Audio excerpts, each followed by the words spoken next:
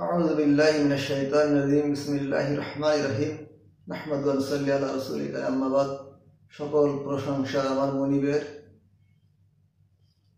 আজ থেকে 12 সালে আমি আষাঢ় মাসে সেতু ধান নষ্ট হওয়া গেলে ওই ধানটা সাজানোর সময় বড় বোঝা আমার মাথায় সিঁড়ি গেটে উঠতে কেসি গেটে বেঁধে আমার ঘাড়ে পড়াত করে ওঠে।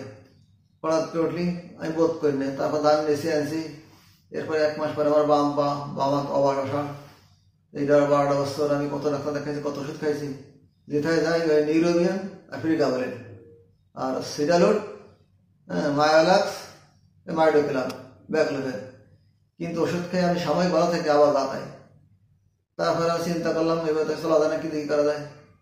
তারপর দেখা গেল একটা অর্থোপেডিক সার্জন রাজু আহমেদ, উনি বললো কাকা আপনি 3 মাস শুয়ে থাকেন। 3 মাস না, আমি 1 মাস শোয়ার পরই অন্তত অর্ধেকটা সুস্থতা। এরপরে যে কাজ করতে গেলে আবার অসুস্থ পড়ি। যাও আল্লাহ আমার এই অসুস্থতার মধ্যে দিয়ে দিন কাটাচ্ছে আলাদা লাখ লাখ শুকর। এরপর আমি খোঁজ দিতে থাকি যে ইউটিভিতে কোথায় ভালো সার্জন পাওয়া যায়, নিউরো সার্জন অথবা অর্থোপেডিক সার্জন। এই দেখতে দেখতেই আসে গেল লোকের laser surgery doctor Mohammad Yakubul sir, Aftabnagar. উনি অপারেশন করেন। এখান থেকে বেশ কিছু রোগী ভালো হয়েছে। তারা সাক্ষাৎকার দিয়েছে, আমার আত্মবিশ্বাস যাবে। দেখলাম বঙ্গবন্ধু শেখ মুজিব মেডিকেল কলেজের সাবেক অধ্যাপক ডাক্তার আব্দুল করিম এখান থেকে সুস্থ হয়েছে।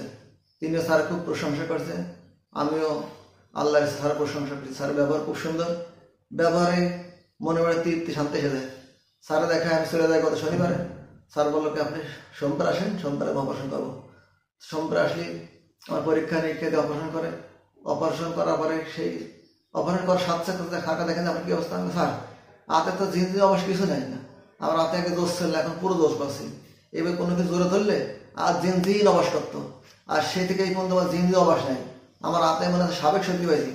আর এখন আমার মেন সমস্যা মাজার পাও।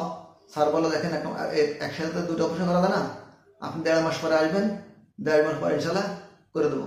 স্যারের ব্যবহার খুব সুন্দর, স্টাফদের ব্যবহার খুব সুন্দর।